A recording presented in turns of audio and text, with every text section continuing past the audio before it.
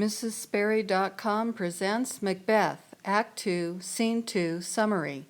Just as Macbeth in Act 2, Scene 1 had waited in the courtyard for Lady Macbeth to ring a bell to signal him that she had drugged King Duncan's guards, now Lady Macbeth stands in the same spot waiting for her husband to return to tell her that he has killed his cousin the king.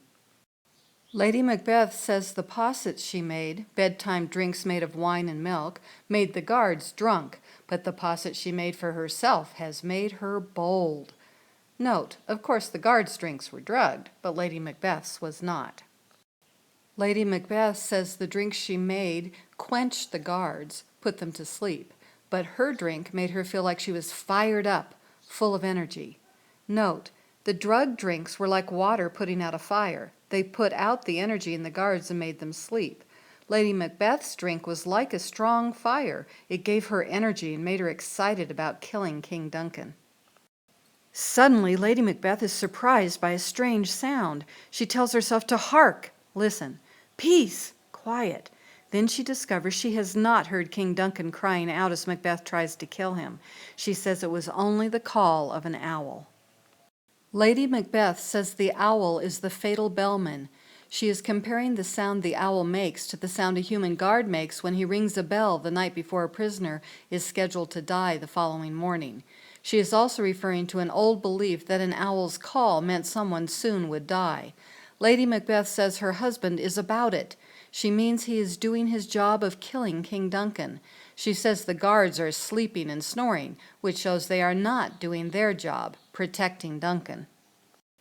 Lady Macbeth, listening outside a window, hears her husband call out, "Who's there? What? Ho!" Macbeth, like his wife, thinks he has heard someone. Lady Macbeth is worried and says to herself that she is afraid King Duncan's guards have woken up and Macbeth has been unable to murder the king. Lady Macbeth says if she and Macbeth have only tried to kill the king, but have failed, they will be ruined. She hears another sound and complains that she had the servants' daggers ready for Macbeth to use to make it look as if they had killed King Duncan. She says if the king had not looked like her father and made her think of him, then she would have been able to kill King Duncan herself. Lady Macbeth sees her husband. She says, "My husband!" Macbeth says, "I have done the deed." After telling his wife he successfully killed Duncan, he asks her if she heard a noise. Lady Macbeth thinks about what she heard. She says she heard only an owl and some crickets. Then she remembers she had thought she had heard Macbeth speaking, and she asks, "Did you not speak?" Macbeth asks, "When?" Lady Macbeth says she thought she heard him speak just now when he was on his way to her. Their conversation is interrupted when Macbeth thinks he hears something. He tells his wife to listen. Then he asks who is sleeping in the room next to King Duncan's. Lady Macbeth tells her husband that Donalbain, King Duncan's younger son, is sleeping in the room next to King Duncan. Macbeth sees his bloody hands and says, "This is a sorry sight." Lady Macbeth says Macbeth is foolish to say his hands are a sorry sight. Macbeth says he heard someone laugh in his sleep and heard someone else shout, "Murder!" They woke each other up. Then while Macbeth listened to them, they said their prayers and went back to sleep. Lady Macbeth tells her husband that there were two men, Donalbain and another man, sleeping in the room next to Duncan's room. Macbeth says that when he heard the men ask for God's blessing, he wanted to say amen, but he could not. Lady Macbeth tells her husband to not think so much about why he cannot say amen. Macbeth again asks his wife, why could he not say amen? He says, "I had most need of blessing, and amen stuck in my throat." Note, Shakespeare uses Macbeth's words to symbolize that Macbeth, by killing Duncan, has disconnected himself from God. Macbeth cannot get God's blessings. Macbeth now can only be helped by witches or Satan, the leader of evil forces. Lady Macbeth says they must not think about what they have done or they will go crazy. Note, Shakespeare is using Lady Macbeth's words to foreshadow, give clues about upcoming events. Macbeth says he thought he heard a voice cry, "Sleep no more. Macbeth does murder sleep." Note, with these words, Macbeth begins his famous speech about sleep. His famous speech in Act 2, Scene 1 about the imaginary floating dagger occurred just before he went to kill King Duncan. Now, just after killing the king, he tells his wife that as he was killing Duncan, he thought he had heard a voice accusing him of murder. Clearly, it was not easy for Macbeth to kill Duncan. First, his sense of sight was affected, and he saw something which was not there. Then his sense of hearing was affected, and he heard a voice which had not spoken. Macbeth continues his famous speech and describes sleep.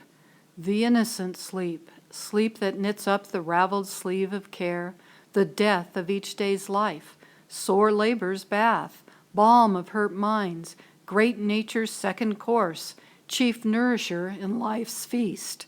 Note, when Macbeth talks about sleep, he is saying that innocent people can sleep. He says sleep is important because it lets people stop worrying. Sleep fixes worrying, just like a person fixes a sleeve that is falling apart by knitting it back together. Sleep ends every day just like death ends life. Sleep is like a hot bath because it rests muscles sore from working.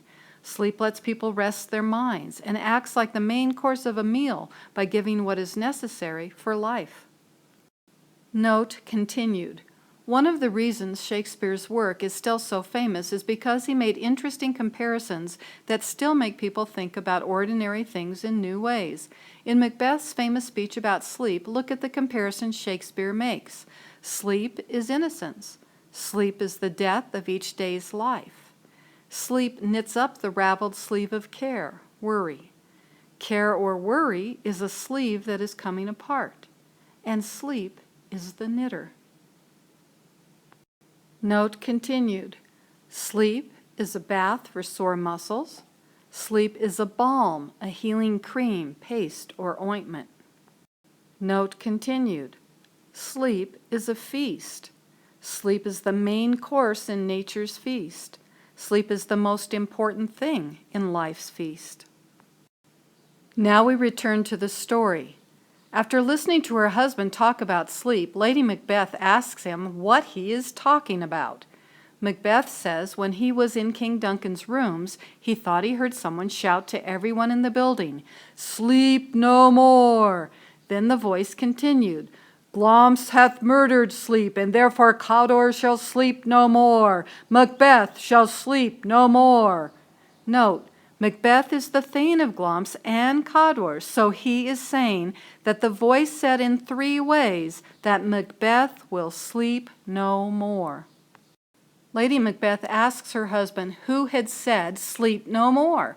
She says he is acting weakly and brain sickly. She tells him to get some water to wash the bloody evidence from his hands. She asks him why he had brought the bloody daggers from King Duncan's rooms. She tells him to take them back and rub blood on the sleeping guards to make them look guilty of Duncan's murder. Macbeth says he will not go back to Duncan's rooms. He says he is afraid to think about what he has done. He says he cannot look again at what he has done, killed King Duncan. Lady Macbeth tells her husband that he is weak. She tells him to give her the daggers. She tells him the sleeping, the guards, and the dead, King Duncan, are but as pictures. Lady Macbeth says only the eye of childhood fears a painted devil, a scary picture. After telling her husband that he is a weak child afraid of pictures which cannot hurt him, Lady Macbeth tells her husband her plans.